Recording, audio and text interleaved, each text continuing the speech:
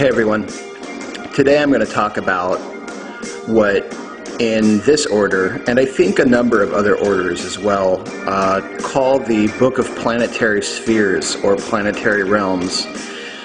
And to be honest, this was one of the first things that really got me involved in magic and mysticism.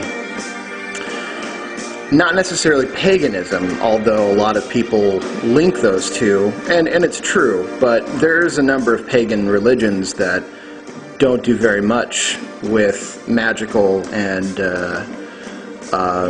what you call magician arts, but they do believe in pagan gods. We can go into that at another time.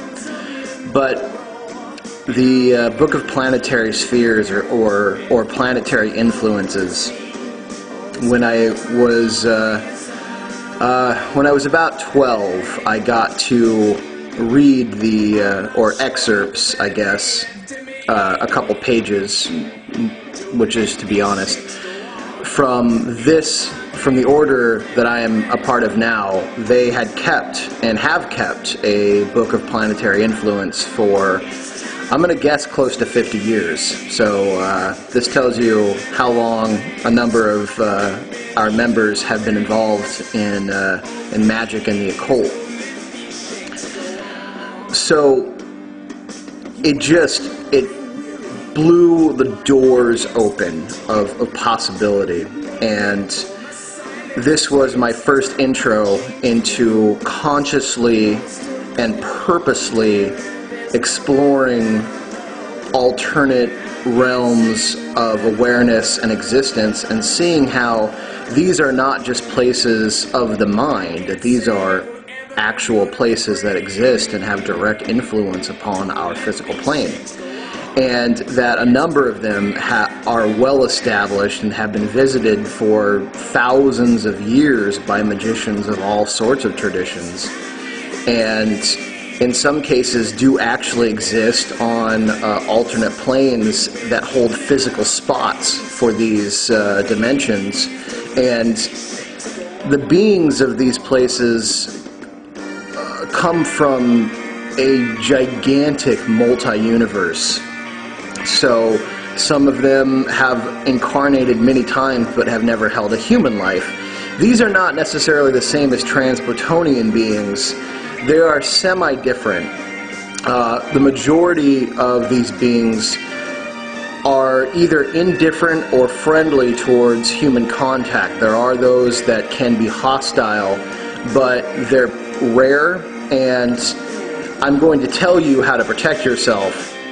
The inverse, or what I think a movie actually termed it, something that I've been hearing long before I saw this movie, but a term for the Qualop would be the underverse, which is the outpouring and collective experience of a number of highly egocentric, egomaniac, psychopathic, sociopathic, and all sorts of highly negative entities and energies that coalesce together. We don't visit that part.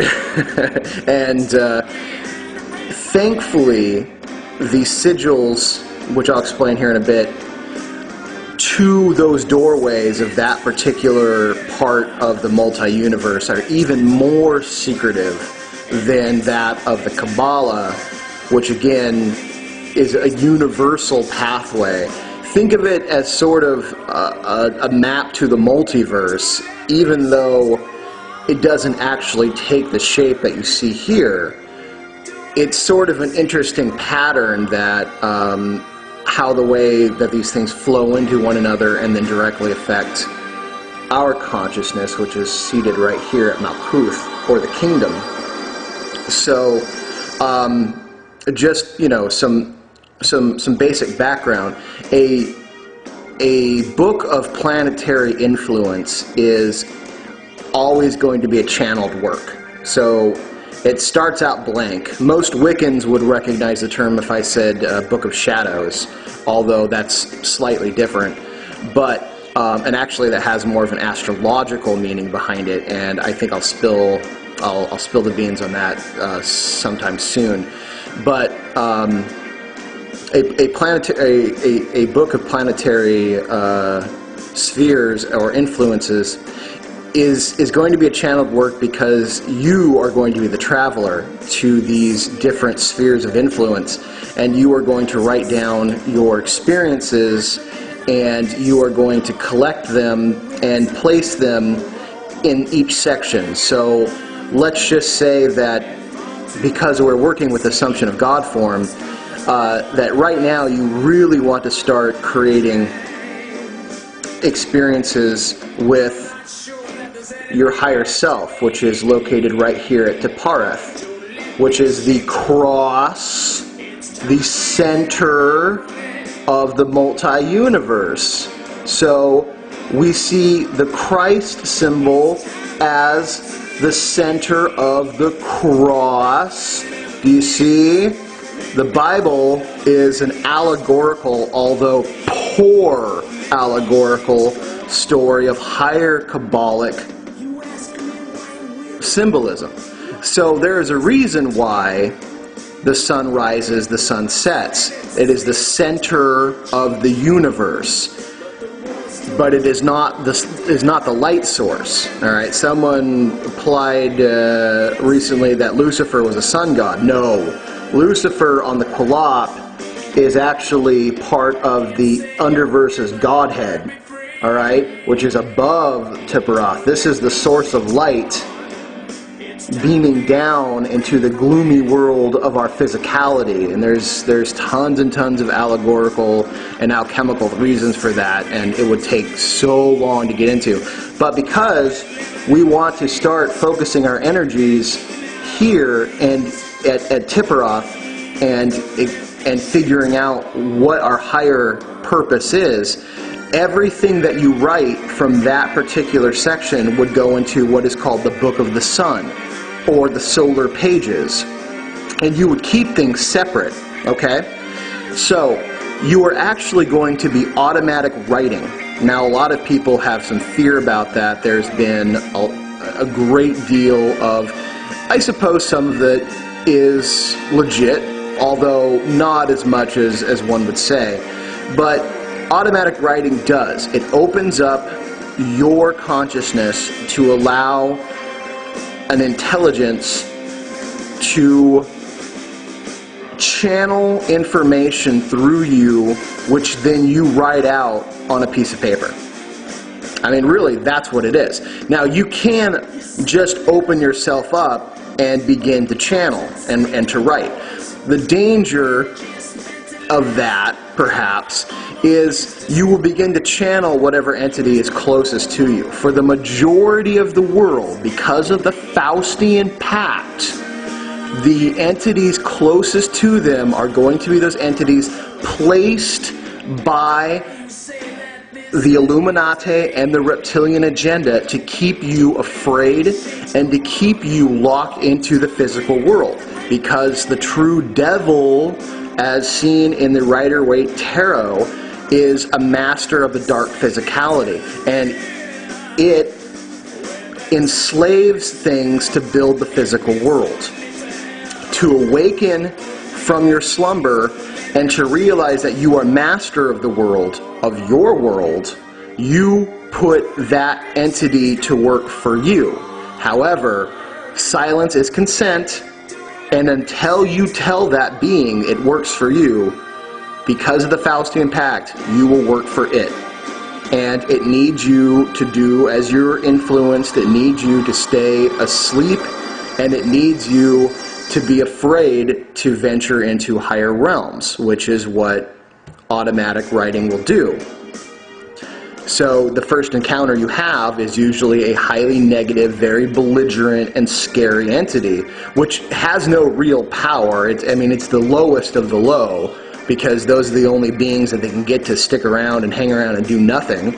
you know, until they have to. But basically, they're the minimum wage workers of the metaphysical universe. And they're grumpy, they don't like what they're doing, and they're going to take their misgivings out upon you. So you channel these entities, which will tell you some pretty fucked up stuff. And people are like, oh my God, it's the devil, and run away, because that's what Christianity has programmed the little sheep to do. So, I mean, do you really get that Jesus is your shepherd, and you are a lamb? You're a sheeple. I mean, come on. Christianity is the religion of slaves. Wake the fuck up. Wake the fuck up. So, anyways, not paying attention to... oh, and then you have the New Age idiot wannabes who are like, oh, you encounter necromancers and all sorts of demons. Also, pure, unadulterated bullshit by guys who probably weigh 380 pounds, live in their basement because walking up the steps leaves them winded. Trust me, being around pagan communities, I've seen this many, many times. So, bullshit, bullshit, bullshit. The real cause is because you generally have a little nasty, impy little thing that hangs around you to try to keep you in place, alright?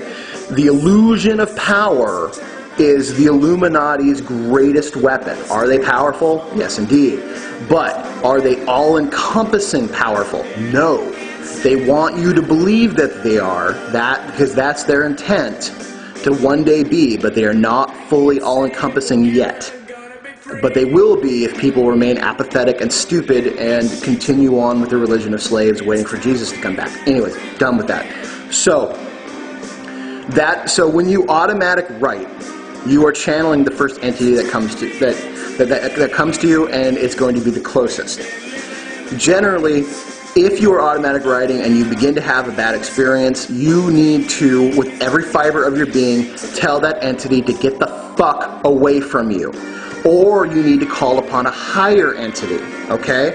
This is one of the things that Christianity stole from numerous pagan traditions, is they would say, you know, the power of Christ compels you in their exorcisms. Well, every time that I've had to exorcise some sort of transplutanian fucknard or some sort of evil dead sent by, I don't know, whatever, whomever, or reptilian, you know, should have been abortion, I do it in the name of Thor. And believe me, those things fucking run. The reason Christianity in that way works is because there are true and powerful Christ entities, which exist right here on the cross of the multi-universe. Okay? So, also Tiprath, being a solar energy, is a very powerful cleansing and purification power, and all transplutonian beings and most negative beings can't handle the output of positive energy when those beings are called upon. Christianity works only to a degree, but enslaves the rest of the way. That's why people fall for it so much. I'm going to have to do part 2, but I just needed to get that out there as we're talking about automatic writing, because the majority of you will probably start out in automatic writing and have this bad experience and then go, oh my God, it doesn't work, I have demons around me, blah, blah, blah, blah, blah, and you feed into their power, and guess what? They get stronger. So I need you to know that even though you have a bad experience one time, maybe 2 times, you can call upon a higher power. Now, here's the reason why I'm trying to get you to assume a God form and not become a God form like the Kulak would. It's because you have a direct connection to a very powerful entity that, because you are working with it and you've developed such an intimate relationship on a positive level, like a really good friend or mother or father figure, they will be very willing, very fast to come and help you. Let me do part 2 here in a bit.